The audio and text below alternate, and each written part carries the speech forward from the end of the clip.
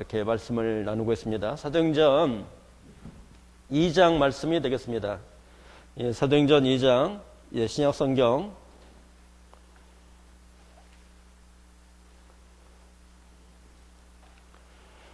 2장 1절부터 4절 말씀을 석호 형제가 한번 선포해 주시면 되겠습니다. 2장 1절부터 4절 말씀, 사도행전 188페이지. 예, 1절부터 4절. 오순절 날이 이름에 그들이 다 같이 한 곳에 모였더니 호련히 하늘로부터 급하고 강한 바람 같은 소리가 있어 그들이 앉은 집에 가득하며 마치 불의 혀처럼 갈라진 것들이 그들에게 보여 각 사람 위에 하나씩 임하여 있더니 그들이 다 성령의 충만함을 받고 성령이 말하게 하심을 따라 다른 언어들로 말하기를 시작하니라. 예, 오늘은 2장 말씀이 오순절 날과 교회에 대해서, 이제 교회의 어떤 태동에 대해서 오늘 말씀을 나누도록 하겠습니다. 먼저 이 배경에 대해서 살펴보고, 그 다음에 여기 오순절 날 성령의 의미가 세 가지가 있어요. 그 세 가지를 살펴보고, 그 다음에 여기에 세 가지 현상이 일어나요. 그리고 하나님의 일에 대해서 오늘 같이 말씀을 나눠보도록 하겠습니다.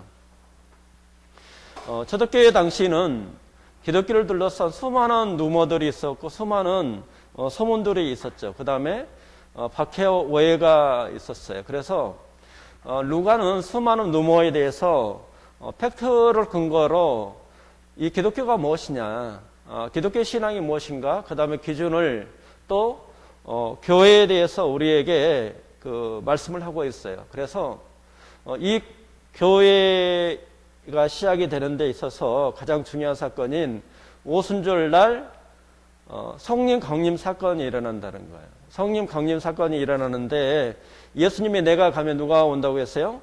성령께서 오신다는 거예요. 그리고 우리의 모든 삶을 진행하고 또 교회를 주관하게 하는 가장 중요한 것은 성부의 하나님과 성자의 하나님과 그 다음에 성령의 하나님이 중요하다는 거예요. 그러면 여기 이제 누가가 육하 원칙에 의해서 이 사건을 먼저 소개를 하고 있어요. 무엇이 일어났느냐? 첫째로 성령께서 강림을 하셨다는 거예요. 구약에 예언된 것처럼 요엘서에 있는 것처럼 성령의 강림의 사건이 일어났다는 거예요. 그럼 언제 일어났느냐? 오순절 날이 때에 일어났다는 거예요. 오순절 날에 이미 이름에 그들이 한 곳에 모였더니 이렇게 일어났다는 거예요. 그러면 이 오순절 날에 성령의 강림이 누구에게 일어났어요? 제자들에게. 또 모여있는 거기 있는 사람들에게 성령 강림 사건이 일어났다는 거예요. 그래서 사도행전 1장 15절에 보면 모인 무리의 수가 약 120명 정도 되더라. 그때 베드로가 그 형제들 가운데 일어서서 이르되 이렇게 되어져 있죠. 그래서 2장 1절에는 오순절 날에 이미 이름에 이렇게 했죠. 제자들에게 이 성령 강림 사건이 일어났다는 거예요. 그러면 이것이 어디에서 일어났느냐? 제자들이 앉는 집에서 일어났다는 거예요. 그러면 여기 오순절 날에 이미 이름에 그들이 한 곳에 모였더니라고 이렇게 되어져 있어요. 이것이 이 장소가 마가의 다락방인지 성전 안에 한 방인지 신학자마다 좀 의견들이 있어요. 이것이 어디냐? 어디에서 오순절 날에 성령이 강림했느냐 하는 이 부분은 이렇게도 이야기를 하죠. 숫자가 120명도 있지만 3,000명이 모일 수 있는 장소는 마가의 어떤 다락방은 어떻게 해요? 좀 좁다는 어떤 측면이 있어요. 그래서 이 성전에 모일 수 있는 것이, 이 숫자가 모일 수 있는 것이 이방인들의 뜰밖에 없다, 이렇게 그냥 추정을 하는 거예요. 여기는 구체적으로 이제 이 말씀이 없어요. 그래서 이 오순절날 임한 것은 성령께서 임하셨다는 거예요. 이 사건이 중요하다는 거죠. 그러면 이 성령의 것이 어떻게 일어났느냐 하는 것은 급하고 강한 소리가 있었다는 거예요. 그 다음에 세 가지 현상이 생겼어요. 극하고 강한 소리가 났고, 그 다음에 불의 혀처럼 모양이 생겼다는 거예요. 그 다음에 뭐가 일어났어요? 방언이 일어났다. 세 가지 현상이 일어났어요. 그러면 우리가 이 오순절 강림 사건이 일어난 거에 대해서 오늘은 살펴보고자 합니다. 이 오순절 강림의 세 가지는 초대교회 때 예수님이 부활한 이후에 50일째 되는 날에 성령이 임했어요. 그러면 이것은 레위기서 23장에도 마찬가지로 6월절이 지난 다음에 7일에 49 플러스 1. 이 오순절이라고 하는 것은 새로운 시작을 알리고 있어요. 그래서 첫째로 오순절 강림 사건은 새 시대가 도래를 했다는 거예요. 새로운 시대가 도래를 했다는 것을 이야기를 하고, 두 번째는 오순절 강림 사건은 모든 그리스도인들에게 해당되는 사건이라는 거예요. 남녀노소를 불구하고 하나님을 갈망하는 자들에게 하나님을 참된 회개를 통해서 하나님을 모시기를 원하는 그 사람들에게 이 강림 사건은 해당이 된다는 거예요. 뭐 특별한 사람이 뛰어난 사람만 그것을 이거 해당이 되는 것이 아니라는 거예요. 그 다음에 세 번째는 오순절 강림 사건은 그리스도인들을 무엇으로 만들어요? 증인으로 만드는 사건이에요. 이때부터 성령이 오시고 난 다음에 베드로가 달라지죠. 갑자기 용감해져요. 그래서 성령께서 그 안에 있어서 증인이라고 하는 것은 예수님께서 죽으시고 부활하셨다는 거예요. 예수님이 뭐 어떤 걸 증거하냐면 예수님이 부활하셨다는 거예요. 하나님이시라는 거죠. 주님이라는 거예요. 그 다음에 죄를 이기고 사망을 이겼다는 예수님을 증인하는 거예요. 이 증인은 어떻게 돼요? 자기 안에 죽음이 온다 할지라도 그 말씀을 증인한다는 거죠. 증언한다는 거예요. 그런 이 세 가지의 의미가 있어요. 그래서 그러면 순차적으로 먼저 오순절 강림 사건이 새 시대를 도래했다는 것부터 이렇게 살펴보도록 하겠습니다. 누가는 이 부분을 베드로의 설교를 통해서 말씀을 하죠. 2장 16절에 17절부터 이는 곧 선지자 요엘을 통하여 말씀하신 것이니 일러스되 하나님이 말씀하시기를 말세에 내가 내 영을 모든 육체에 부어주리니 너희의 자녀들은 어떻게 해요?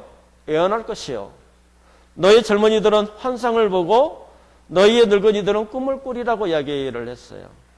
오순절날의 강림 사건이 하나님께서 제자들에게 성령을 부어주시는 사건이라는 거예요. 이것을 말세라고 이야기를 하는데 라스트 데이라고 이야기를 했어요. 종말이라고 이렇게 되는 거죠.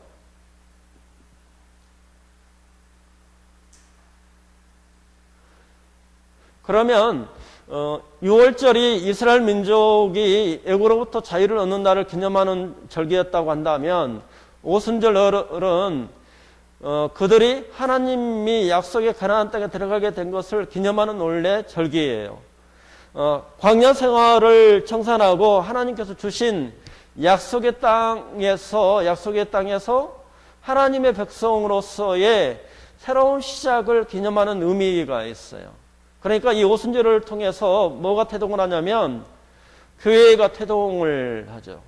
또 하나님께서 새롭게 이 역사를 바꾸는 역사가 시작이 된다는 거예요. 이 오순절의 구약적인 의의는 신약 시대의 새로운 하나님 나라의 본격적인 시작이라고 할 수 있어요. 그 다음에 초대교회의 태동으로 이어진다는 거예요. 그러면 이 성령을 보내신 분은 바로 누구냐? 오순절에 성령을 보내시는 분은 성부의 하나님과 예수님께서 보내셨다는 거예요. 그 다음에 이 오순절날은 하나님의 새 언약의 공동체가 시작이 되는 날이고 그리스도의 몸된 교회를 설립한 일이라는 거예요. 이것은 단회적인 어떤 사건이기 때문에 우리는 동일한 어떤 이 사건을 체험할 수는 없어요. 하나님께서 이것은 구약에 예언된 것처럼 오순절 이 사건을 통해서 이 사건은 이 단회적인 어떤 사건이에요. 그렇지만 저희가 성령의 충만함을 받으라는 것을 성경은 선포하고 해서 우리가 말씀과 기도를 통해서 또 예배를 통해서 주의 만찬을 통해서 우리가 은혜로 또 성령의 또 충만함이 어떤 채워지는 것을 성경에서 이야기를 하고 있죠. 그러면 우리가 말세라고 하면 대부분이 세상이 끝날 것이라고 생각을 하죠. 맞습니다. 이 말씀은. 그래서 지금의 오순절 성령 강림이 2000년이 흘렀죠. 그 다음에 세상의 역사는 지속되고 있죠. 그래서 여기에 말세라고 하는 것은 구약시대의 종말로 해석을 한다는 거예요. 구약시대의 종말이 되면서 신약시대에 뭐가 시작이 돼요? 새로운 시작이 된다는 거예요. 말세는 세상의 종말인데 그것으로 끝나는 것이 아니라 하나님의 나라를 새롭게 시작을 한다는 거예요. 예수님을 주인으로 섬기는 성도들은 영광의 천국에서 새로운 시작을 할 것이고, 예수님을 주인으로 영접하지 않은 사람은 지옥에서 영원히 이제 보내야 되겠죠. 구약시대의 종말은 어떤 시작을 말하는 것이니까요. 예수님이 마지막 날들 또 메시아 시대를 여셨으며 이를 입증하는 최종적인 증거는 성령의 부으심이라는 신약 제자들의 모두 일치된 확신이라는 거죠. 예수님께서 마지막 날들 말세를 시작하셨고 새로운 메시아 시대를 여셨다는 거예요. 그래서 이것을 최종적인 증거가 바로 오순절날 성령 강림 사건이라는 거죠. 성령의 역사는 구약 시대부터 있었죠. 그 오순절에 성령께서 강림하신 것은 이제 새 시대를 열었다는 거예요. 성령께서 구약 시대와는 다르게 다른 새로운 차원에서 하나님의 일을 시작했다는 의미가 되겠죠. 그래서 이때에 교회가 태동을 하죠. 예수님이 십자가에 죽으신 후 3일 만에 부활하셨어요. 이 땅에 40일을 머무르다가 승천의 10일 후에 오순절날이 임했죠. 그래서 성령이 너희가 증인이 되기 위해서 기다리라고 하셨죠. 그래서 마가의 다락방에 모여서 120명이 있었어요. 그 다음에 여기에 성령이 임하시고 오순절날 성령의 은사를 받고 복음의 증인으로서의 이제 삶을 진행을 합니다. 이것이 한 말씀을 이렇게 보겠습니다.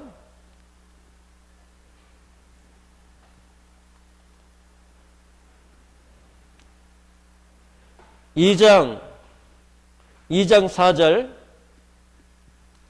그들이 다 성령의 충만함을 받고 성령의 말하게 하심을 따라 다른 언어들로 말하기를 시작하니라는 거예요.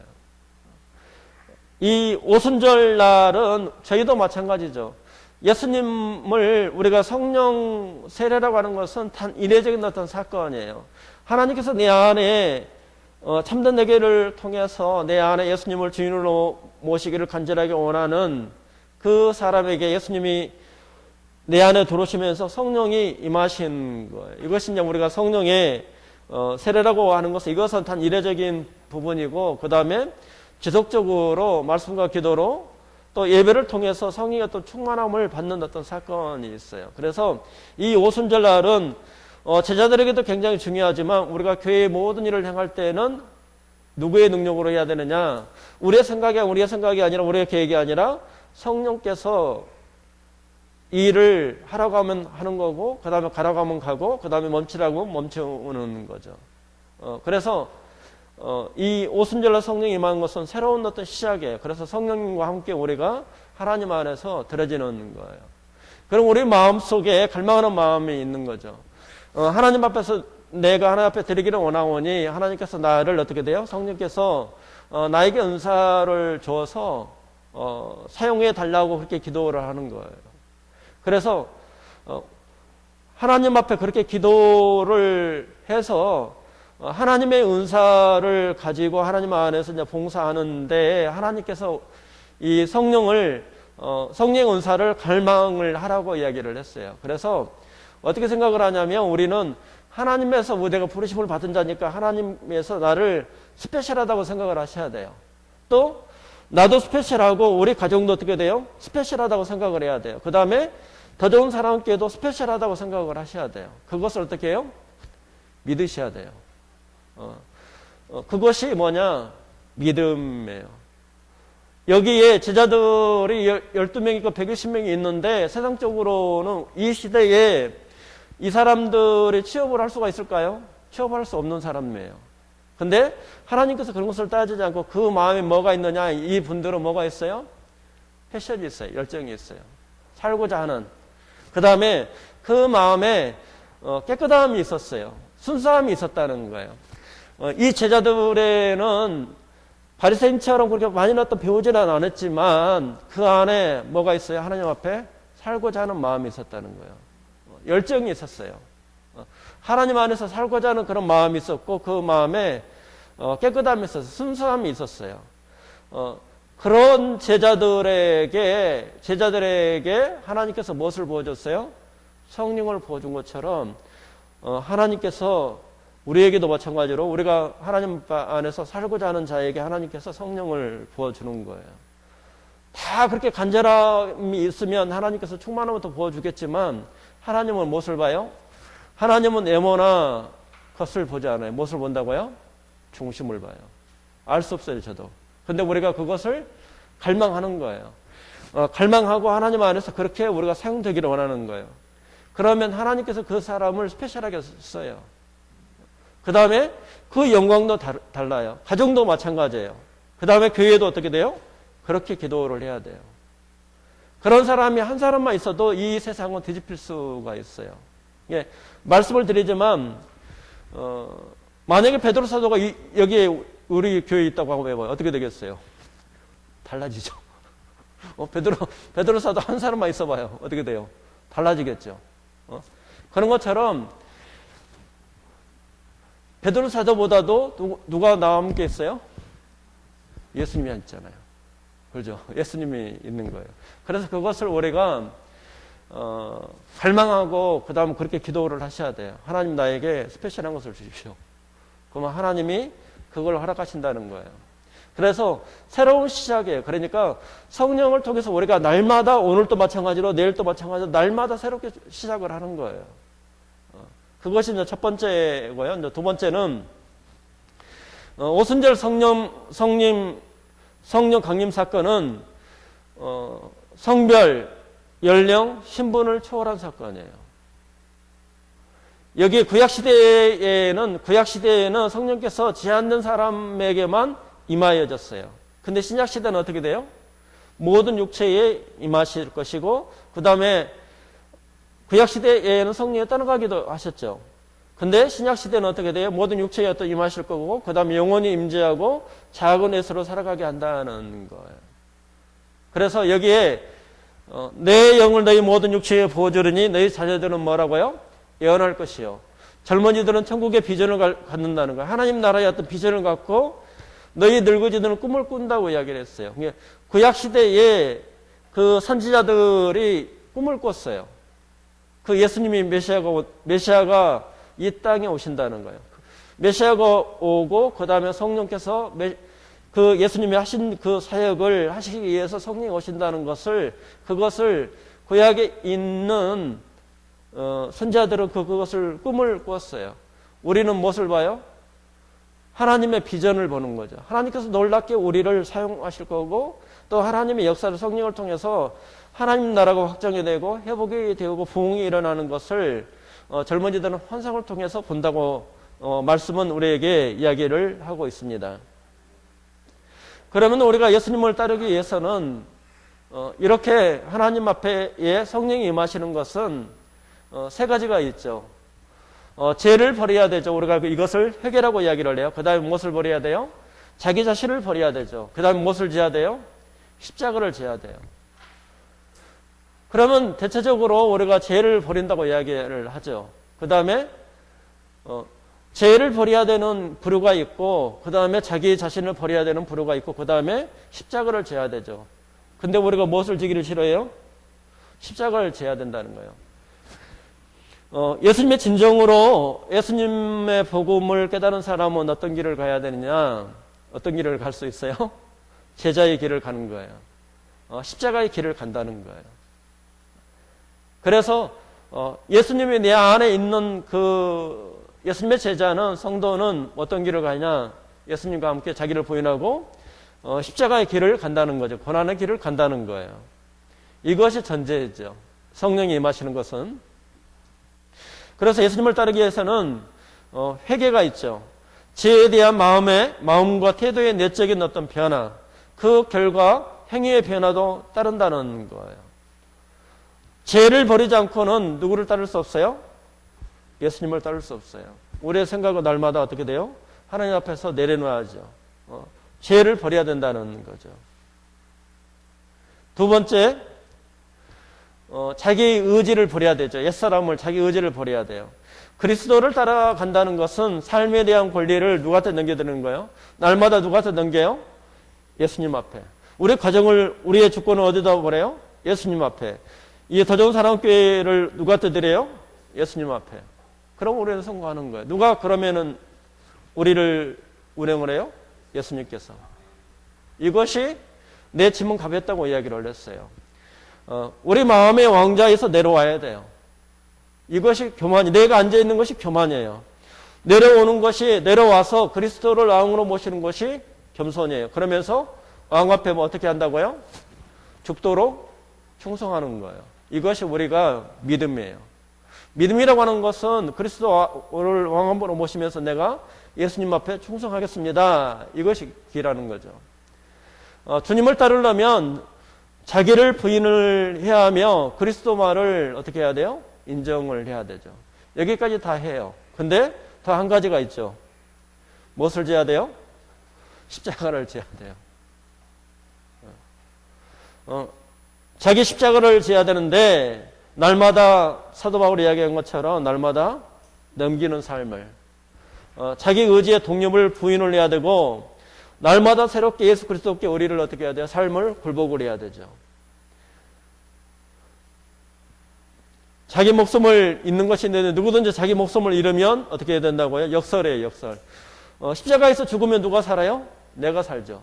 내가 살면 누가 죽어요? 예수님이 죽어요. 역설이죠, 역설. 내가 십자가를 지면 누가 내 안에 살아요? 예수님이. 내가 십자가를 지지 않으면 예수님이 살 수 있어 없었어요? 없어요. 누가 살아요? 내가 산다는 거예요. 그래서 목숨은 우리의 자아를 나타낸다는 거예요. 그래서 이렇게 갈망하는 자에게, 그래서 우리가 사도 베드로가 복음 전하는 거나 사도 바울이 전하는 거나 예수님이 회개를 시작해서 회개로 끝났던 것이 다 동일해요. 그래서 이렇게 갈망하는 자에게 제자들이 얼마나 갈망을 하겠어요. 그런 자들에게 성령이 임하시는 거예요. 성별, 연령, 신분을 초월을 하죠. 하나님이 말씀하시기를 말세에 내가 내 영을 모든 육체에 부어주느니 너희 자녀들은 예언할 것이요. 성별을 초월하죠. 그 다음에 젊은이들은 환상을 보고 늙은이들은 어떻게 한다고요? 꿈을 꾼다고 이야기를 했어요. 연령을 초월하죠. 그 다음에 그때에 내가 내 영을 내 남종과 여종에게 부어주려니 그들이 어떻게 한다고요? 예언할 것이요. 신분을 초월했어요. 성별을 초월을 하고 연령을 초월하고 신분을 초월을 했어요. 오순절 날 강림 당시 한 집에 모여 있는 120명이 모두가 성령이 임했는데 이때 남자도 있었고 여자도 있었고 젊은 사람도 있었고 나이 많은 여인들도 있었어요. 신분이 비치는 사람도 있었고 신분이 높은 사람도 있었죠. 그러면 여기에서 가장 초대교회의 근간을 이뤘던 분들은 누구예요? 나이 많은 여인이에요. 그래서 초대교회에 뭐가 있냐? 이 남자들은 좀 논리적으로 생각을 하는 측면이 있고, 그 다음에 자매님들은 뭐가 있어요? 감성적으로 사랑이 많잖아요. 어떻게 보면 진리의 말씀을 어떻게 보면 조직적으로 이렇게 좀 더 민감한 어떤 반응이 있다고 한다면 형제들이 이 사랑에 대해서는 나이 많은 믿음의 사람들이 있었다는 거예요. 그러니까 초대교회의 근간은 어떻게 돼요? 이분들이 근간을 이루고 있었던 거예요. 거기에는 그 받침에는 나이가 많은 그 분들이 어떻게 돼요? 하나님 안에서 성령의 능력으로 단단하게 그 교회를 기도로 사랑으로 밑받침이 있었다는 거예요. 그래서 이 지금 사도행전의 성령의 역사라고 하는 사도행 역사에는 자세하게는 안 나오지만 우리가 역사를 보면 그 믿음의 여인들이 있었기 때문에 교회가 확장이 됐다는 거죠. 그들이 누구든지 상관없이 예수님을 지인으로 영접하고 모시기를 모든 사람에게 성령을께서 임하셨다는 거예요. 우리의 성별이 무엇이든 우리의 나이가 어떻든 우리의 신분이 어떻든 상관없이 성령께서 임하여 준다는 거죠. 모세가 160살이 먹었는데도 어떻게 돼요? 그 원양과 지면에 성하더라 그랬어요. 성령께서 힘을 주시는 거예요. 능력을 주시는 거죠.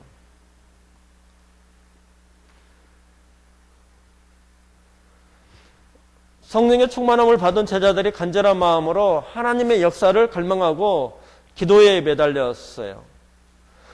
예수님의 제자들과 가족들은 예수님이 승천하신 후에 성령께서 강림하시기까지 오로지 하나님 안에서 이때는 우리가 통성기도를 했다고 이야기를 해요. 울면서 간절하게. 이 장면은 굉장히 간절하게 하나님 안에서 이제 기도하는 모습이라고 이야기를 해요. 성령께서는 기도하는 자에게 임하신다는 거예요. 성경을 좀 더 깊이 있게 읽어보면 제자들이 기도한 것이 아니라 성령께서도 또 기도할 때에 여기에 또 거기에 오순절에 임했을 때에 제자들과 그 다음에 거기 있는 사람들이 기도할 때에 하나님의 능력으로 거기에 이제 성령이 임하여졌죠. 사도행전 10장에서 성령이 임하신 사건은 회개를 통해서 십자가와 부활 사건을 통해서 성령의 역사로 복음의 역사가 일어난 것을 우리가 알 수가 있죠.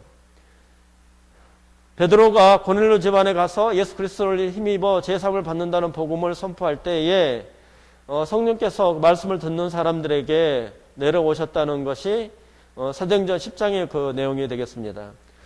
선포되는 복음이 열매를 맺게 합니다. 그래서 우리는 때를 얻든지 못 얻든지 복음을 선포하는 거죠.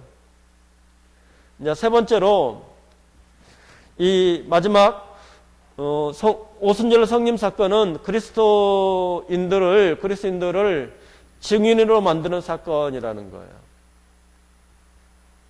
오순절 날에 이미 이름에 그들이 다 같이 한 곳에 모였더니 호련히 하늘로부터 급하고 강한 바람 같은 소리가 있어 그 집에 앉은 온 집에 가득하며 불의 여처럼 갈라지는 것이 그들에게 보여 각 사람 위에 하나씩 임하여 있더니 그들이 다 성령의 충만함을 받고 성령의 말하심을 따라 다른 언어들로 말하기를 시작하니라 이렇게 이야기를 했어요. 그러면 오순절 성령 강림 사건은 베드로나 요한이나 예수님의 제자나 그 다음 거기 있는 자매인들이 어떻게 돼요?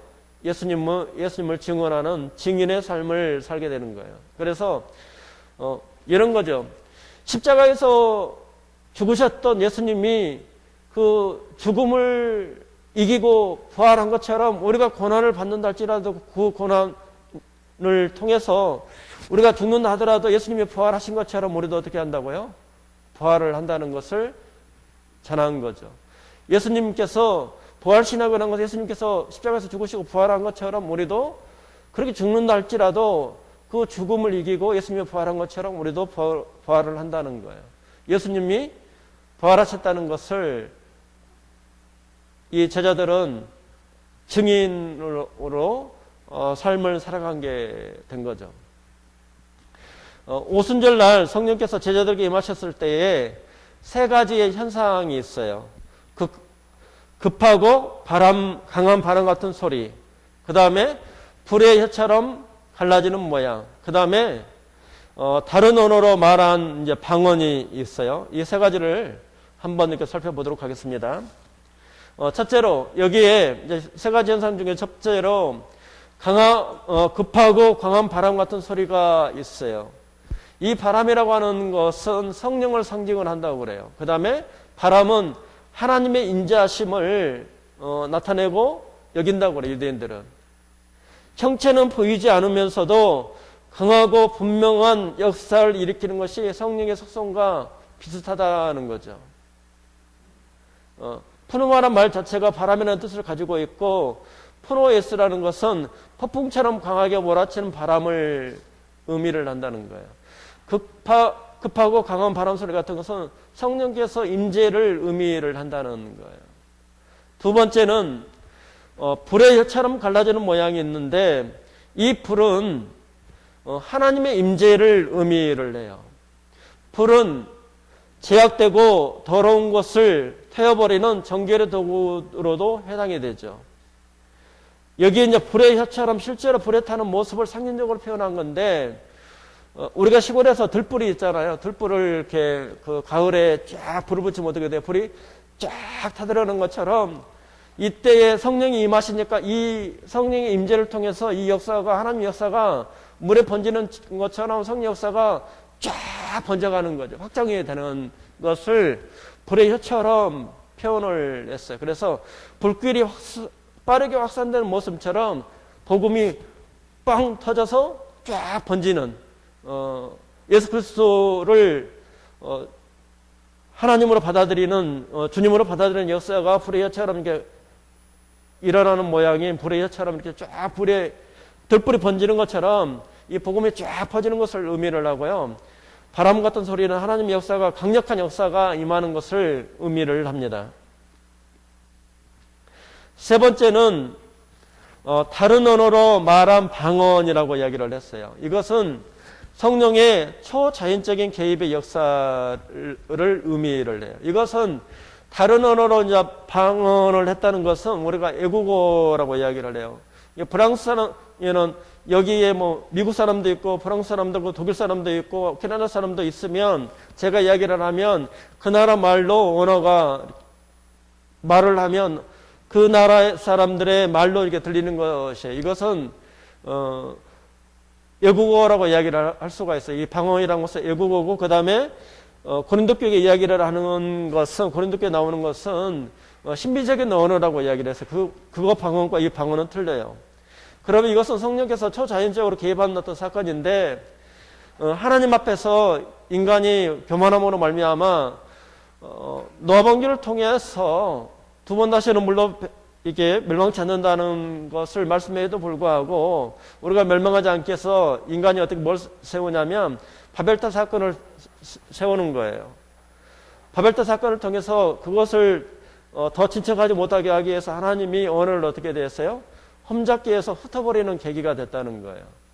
교만함으로. 근데 이 성령이 임하여져서 이 복음의 언어로 세계 각국에 있는 사람들을, 성도를 예수님을 증인으로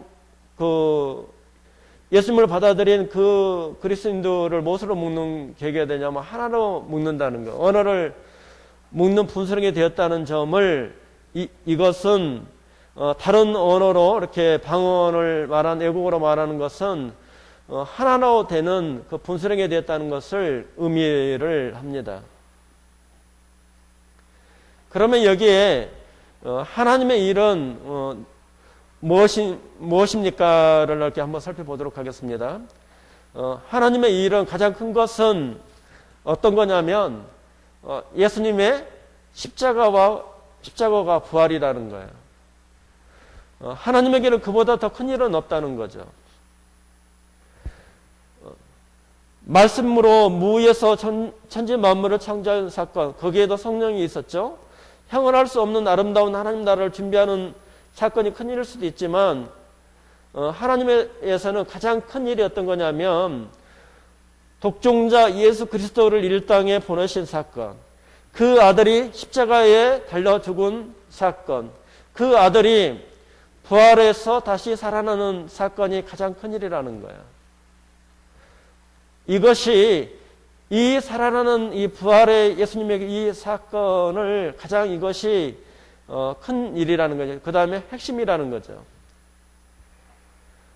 예수님의 십자가의 사건이 하나님의 큰 일이라는 거죠. 우리의 죄를 대속하기 위해 십자가에서 피 흘려 주신 사건이 하나님에게는 큰 일이라는 거예요. 제자들은 성령에 충만하여 이 사건을 하나님의 큰 일로 말한 것이라는 거예요. 그래서 제자들에게 성령의 충만함을 준 것은 무엇을 하게 하느냐? 이 예수님의 십자가 사건과 부활 사건을 증언하기 위해서 이 성령이 제자들에게 임하신 사건이라는 거죠. 예, 사도행전 1장 8절 말씀. 8절 말씀을 정혜진 자매가 한번 큰 소리로 선포해 주시면 되겠습니다. 사도행전 1장 8절.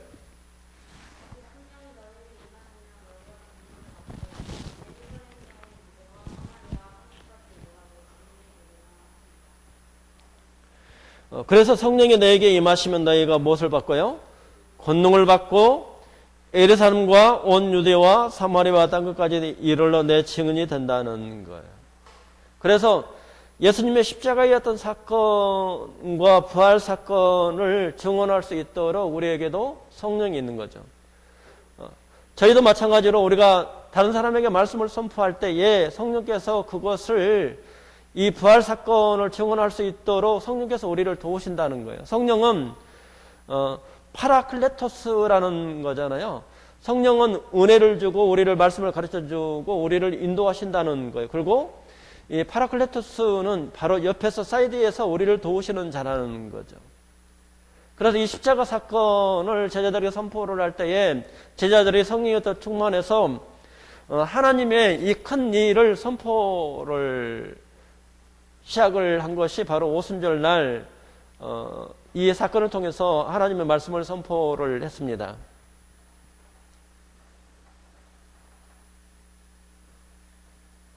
결론을 말씀을 드리도록 하겠습니다.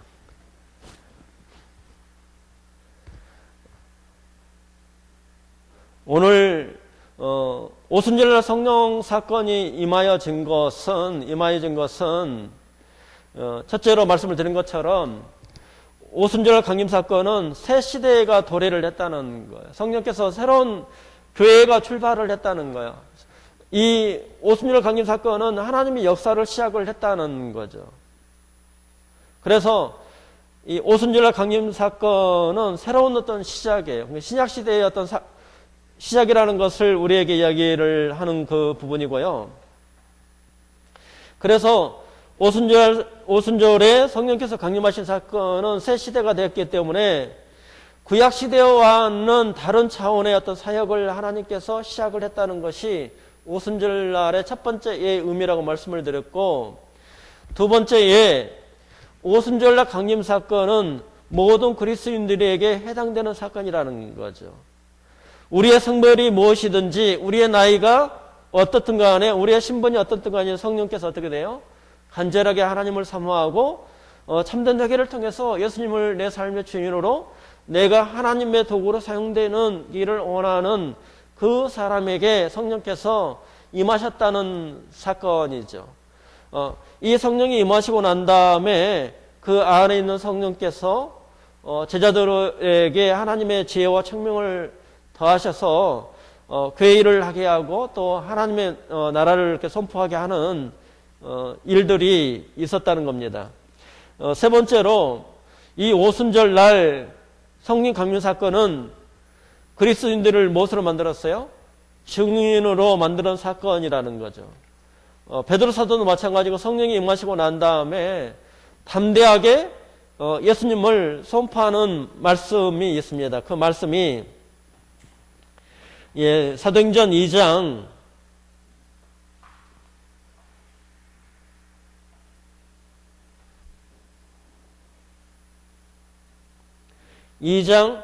23절과 24절을 인권사님이 한번 선포해 주시면 좋겠습니다. 사도행전 2장 23절과 24절.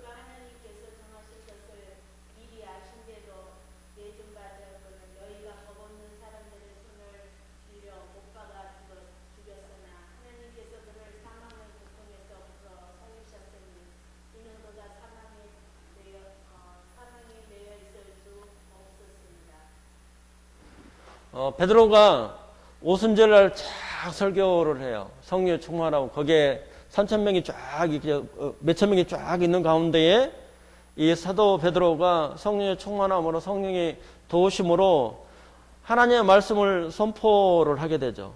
그러면서 여기에서 23절에 구약의 말씀처럼 구약에 예언된 것처럼 하나님께서 정하신 뜻과 미리 아신 것처럼 예수님이 어떻게 됐다고요? 십자가에 못 박혔다는 거예요.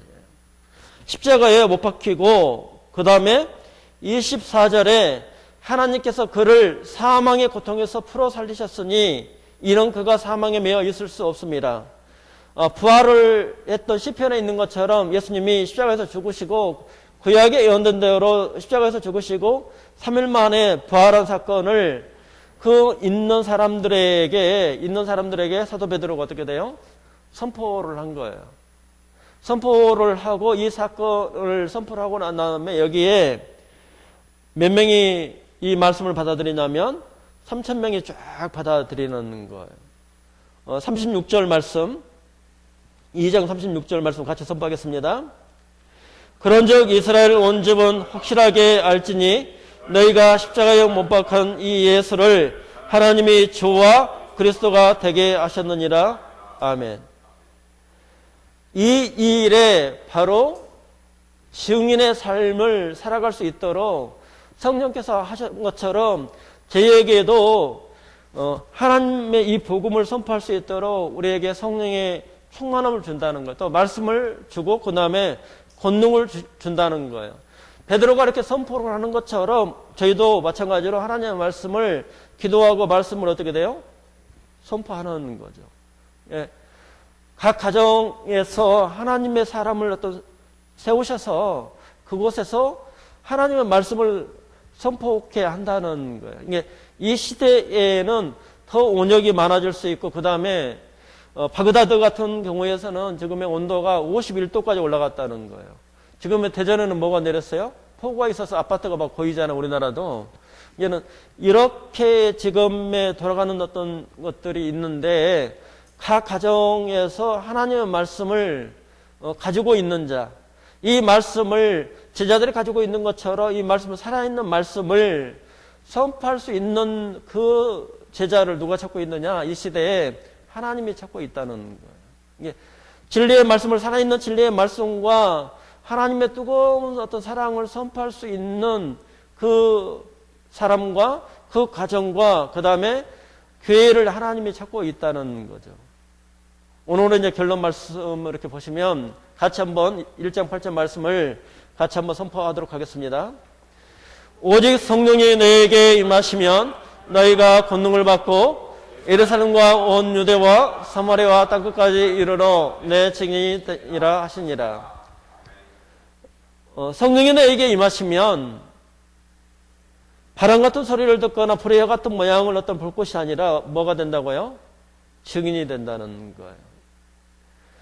이후에 나오는 사도행전은 성령 충만한 제자들이 어떻게 십자가와 부활의 증인의 삶을 살았는지에 대한 기록이라는 거예요. 성령의 인도하심과 충만함으로 예수 그리스도와 동행하고 증인된 삶을 사는 예수님의 제자가 되기를 예수님의 이름으로 축원합니다. 이상 마치고 기도회를 하겠습니다. 서로가 주님의 이름으로 사랑합니다를 한번 인사해 주시면 아주 좋겠습니다.